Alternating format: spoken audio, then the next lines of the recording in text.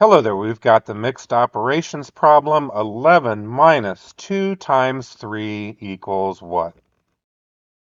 All right, if you want to pause the video here, it's a pretty simple problem, but we're going to work through this. It's going to take a little time because I've seen some really incorrect answers on this one.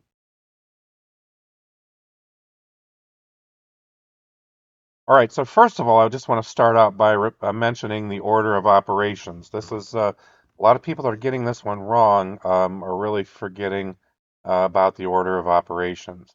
All right, so we're going to cover that real quick. Number one, we normally would look for parentheses. Oh, we don't have any here, do we? Then next, if we would look for exponents, could also be factorials if you're familiar with those, square roots. Step number two. Step number two really covers anything that is repeated multiplication. Now, you might be familiar with the acronym PEMDAS, or Please Excuse My Dear Aunt Sally. Or if you're from the UK, other parts of the world, there's also BODMAS and so on. You may be familiar with orders. Orders would also be your second step. Now, we don't have any of those. We have no parentheses, we have no exponents. Step number three is where we would look for multiplication and division left to right. Multiplication and division have equal precedence. Now, we do have multiplication, we do not have division. So actually, when we start out with the order of operations, we would start with multiplication. All right, and then we would end up with addition and subtraction. Now, in this case, we actually do have subtraction. We don't have addition. So really, the addition should be crossed out here, and we do have subtraction. Addition and subtraction have equal precedence, and they're just solved. Basically, they can be solved in any order as long as you don't move the operands around to different numbers. Now, order of operations is often memorized through acronyms. Not everybody knows these. Not everybody was taught these, but it really doesn't matter. There's PEMDAS, there's BODMAS, there's BEDMAS, there's BIDMAS. They all mean the same thing. These are just acronyms that are used in different countries to help memorize the order of operations. Personally, I think they're terrible because I think a lot of people don't understand them. A lot of people think that PEMDAS and BODMAS are different because the M is before the D in one and the D is before the M in the other, and so on. And then there's actually people out there who believe, excuse me, they believe that addition is solved before subtraction. A lot of people just memorize the order of letters and they really don't understand these at all. There's really only four steps to the order of operations. You don't have parentheses. If you don't have exponents, you move on to multiplication and division, which have equal precedence. You solve them left to right. Then you move on to your addition and subtraction. And if you're missing a step, you just move to the next. That's how it's always worked. A lot of people have a false belief that you need parentheses.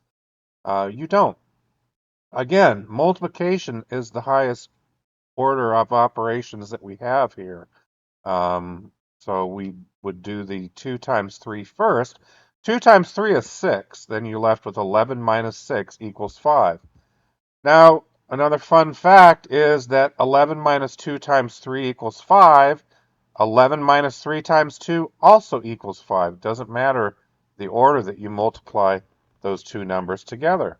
Now, here's another fun fact, because we're going to get to why people get the wrong answer on this. If you have $11 and you go to McDonald's, it could be anywhere else, and you buy two burgers for $3 each, how much money do you have left over? So if I asked you to write out the equation that solves for the remaining cash that is left, of course, ignoring sales taxes, somebody always likes to be a wise crack and bring that up. If you were to write the equation out, you'd have your $11 that you start with minus 2 times $3 because you bought two burgers, they each cost $3. What would you get for a result? It definitely would not be $27.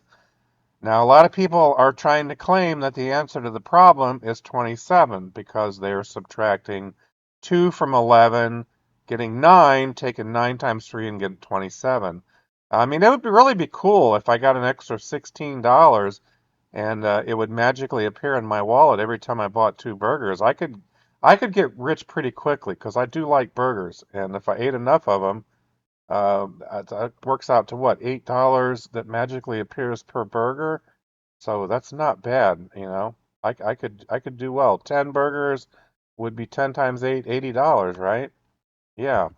So here's one of the things I need to answer because I see this in the comments all the time. Okay, Steve's Tech Tube, why do you spend so much time on a fourth or fifth grade elementary level mathematics problem?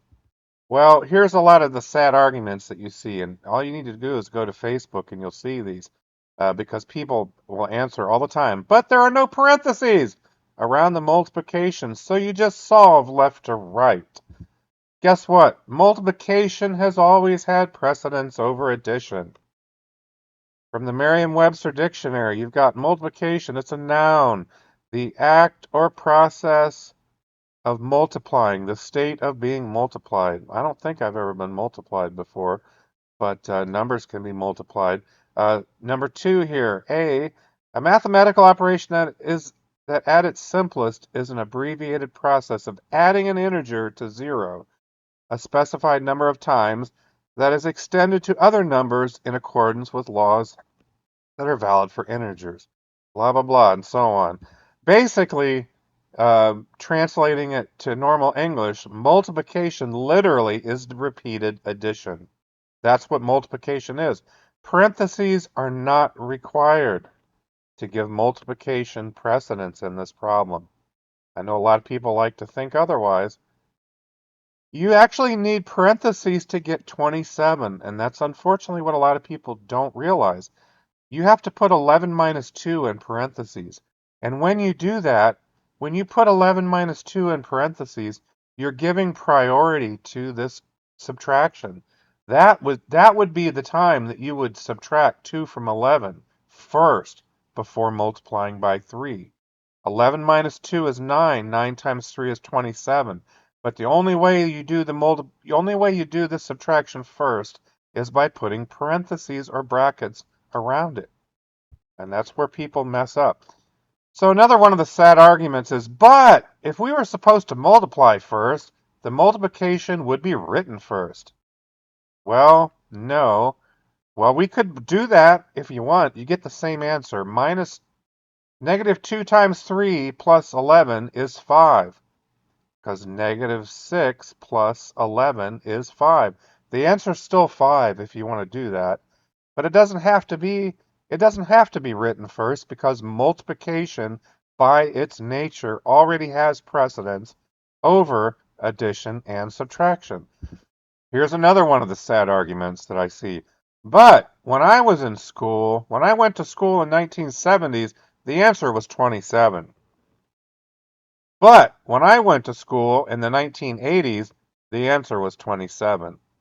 But when I went to school in the 1960s, the answer was 27. You kind of get where I'm going here? But when I went to school in the 1950s, it was 27. But when I went in the 1940s, it was 1. What? No. But when I went to school in the 1930s, the answer was 27. What? No, it never was. It never, never, never was. So here's a 1922 textbook, okay, for the people that want to believe it's 27. So parentheses expresses the fact that the quantities within the parentheses are to be taken as a group and to be treated as a single or individual quantity. So yeah, when you see something like 7 minus 2 plus 3, it basically means you sum the 2 plus 3 and you get 5. And then you're going to have 7 minus 5 and you're going to get 2 as an answer. That makes sense. You prioritize things that are inside of parentheses ahead of the rest.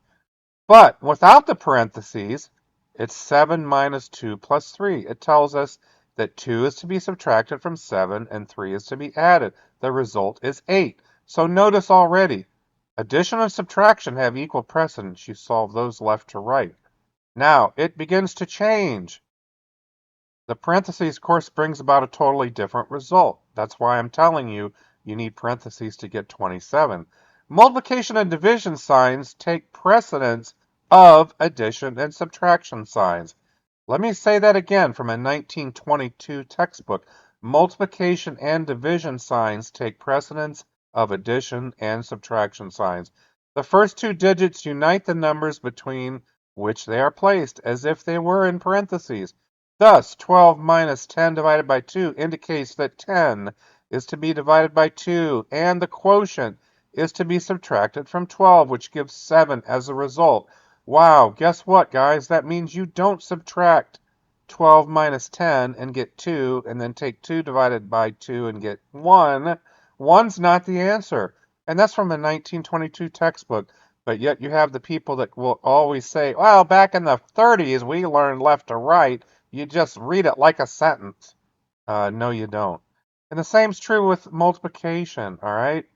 4 plus 6 times 3 indicates that 3 times 6 are to be added to 4. You basically take the 6 times 3 and you get 18, and then you add 4. Gives you the answer of 22. So I call foul on that. 1950s textbook, same thing. Mathematics textbook, this is a teacher's edition from the 1950s, all right? It goes through all of this stuff. Very same thing. And it talks about, you simplify expressions within each symbol of inclusion, which they're talking about parentheses, and then you perform your multiplications and divisions in order from left to right. Then number 3, finally, you do your additions and subtractions in order from left to right. Again, there's an order of operations. It's not just reading left to right.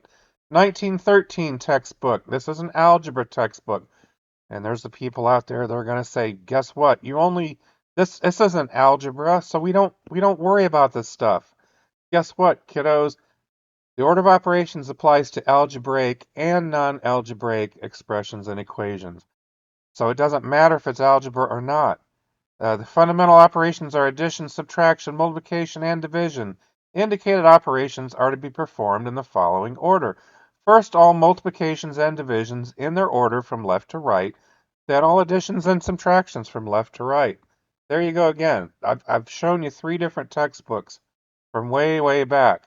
But then you'll always get the other person that will come out from behind with their little calculator they bought at the Dollar Tree, and they'll say, but my calculator says the answer is 27. So there, Steve's Tech Tube. Nah, nah, nah, nah, nah. And what do I say to that? I would say, please understand how calculators work. Please, please, please. Here's a screenshot, 2 different scientific and standard mode calculators. This is from a Windows 11 computer. Now, if you bring up the calculator app, normally it works in standard mode. Normally it works in standard mode. Standard mode is basically what you would call immediate execution mode. So it's not set up for you to enter in a mixed operations problem. What you end up with is 9 times 3, and you're going to get 27, and you're going to reinforce an incorrect answer when you use it this way. If you're using standard mode, you actually would have to manually do the multiplication first. Now you'll notice here, I don't see where this calculator has parentheses built into it. So you have to understand how the calculator works. If you have it in scientific mode, you can actually type 11 minus 2 times 3, then hit the equal sign, and you get the correct answer of 5. You don't end up with something that looks like this. And once again, calculator input methods do differ. Very cheap, inexpensive dollar store calculators don't have an internal stack chain. They don't have memory that allows you to enter the entire expression. There is a real difference. There's a real thing called immediate execution mode versus expression mode. And a lot of people don't understand this. So they end up reinforcing an incorrect answer because they don't understand how to use the calculator. With very cheap calculators, they're not able to take the whole expression and they're not set up to do the order of operations for mixed operations. So just keep that in mind, all right? So hopefully this has been helpful. I know this is kind of a long video, but these are the kind of things you run into with a lot of people that get the wrong answer and some of the arguments that they do have. So hopefully this has been helpful. Hopefully this has got you set straight. Or if somebody makes a claim that their calculator gave them an answer or whatever, You've at least got something to explain to them the next time you discuss this with them. So anyhow, please consider liking, sharing, subscribing, and this video has been helpful to you, and I look forward to seeing you in the next video.